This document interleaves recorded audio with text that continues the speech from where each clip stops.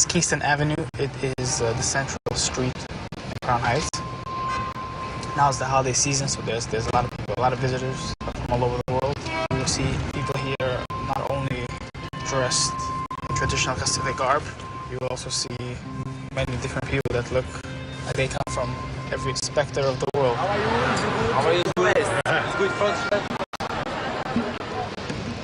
In less than a month, Dmitry Salita will fight in Madison Square Garden. Salita was born in Ukraine.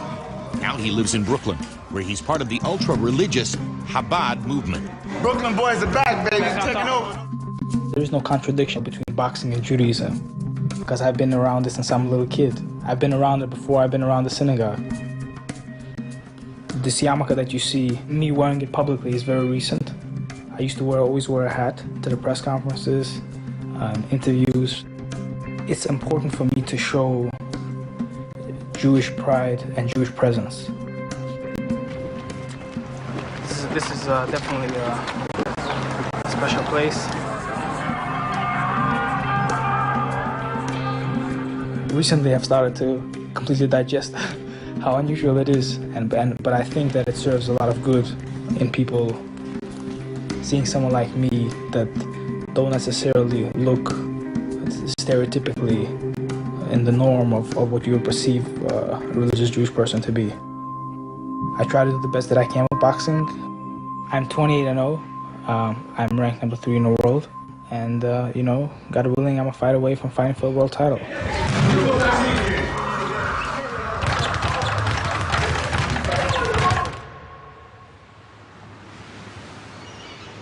I love the ocean. This is beautiful. So I run there on the boardwalk and I run back on the sand, which is good for my legs. And obviously when the fights get closer, it gets more serious and more focused. And my trainer, Gijo, waits for me here every morning. And today, because you guys were coming, he didn't call me 25 times, but he usually calls me and makes sure that I wake up, and I'm on my way. Well, 1 hour today. 1 hour today.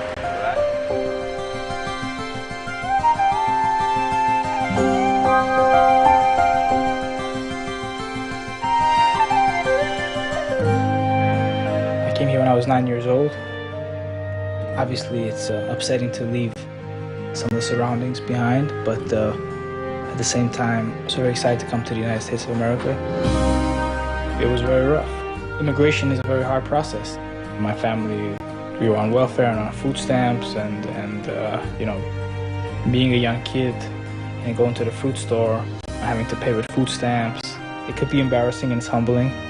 And you know, it's something that I wanted to overcome and get away from.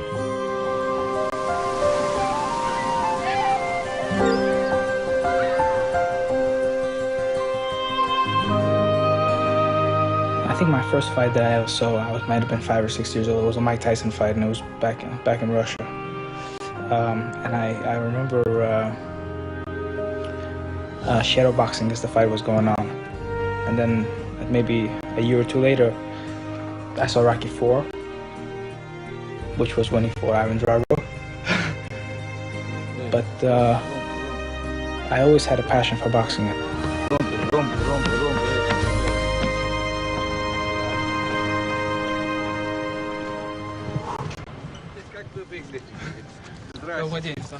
Хорошая погода, удачи. Спасибо, как вас зовут? А? Как вас зовут? Илья. Илья, Очень приятно, удачи вам. Спасибо. Во всех ваших начинаниях. Спасибо.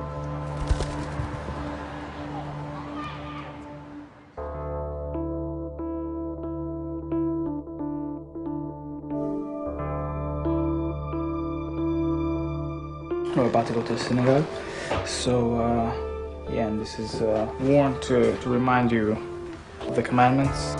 So it's quite important.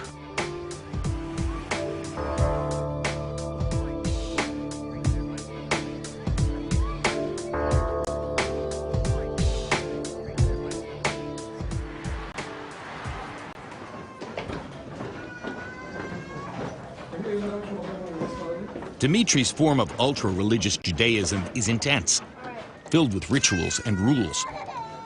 So every day he tries to balance his faith with the extraordinary rigors of boxing. some of the things that are hard for me just physically, for example, when I go to camp, when I go to the Poconos, you know, there's no kosher place to eat, so I have to cook all my food. I have to bring up meat from New York and fish from New York. You know, like now, for example, you know, I have this big fight in November. There's a few days where the holidays are in the middle of the week, so I don't train on those days, but I make it up by training on Saturday night and training on Sunday. I came in, it was right on the table where I left it. Boxing and Judaism in my life, as it happened in my life, is not a contradiction. I come from a not observant background, and boxing was something that I encountered and was very involved in. So if I would come to the synagogue and let's say Zalman would say, oh, you know, boxing is a sin, don't box, or whatever. Or if I was a runner and he would say, don't run, or don't, I would never come back. Whatever profession I would have as an observant Jew, it's my responsibility to put on tefillin and to say my prayers and to do what I need to do. Life is a challenging thing. If you set your mind to something, you can do it.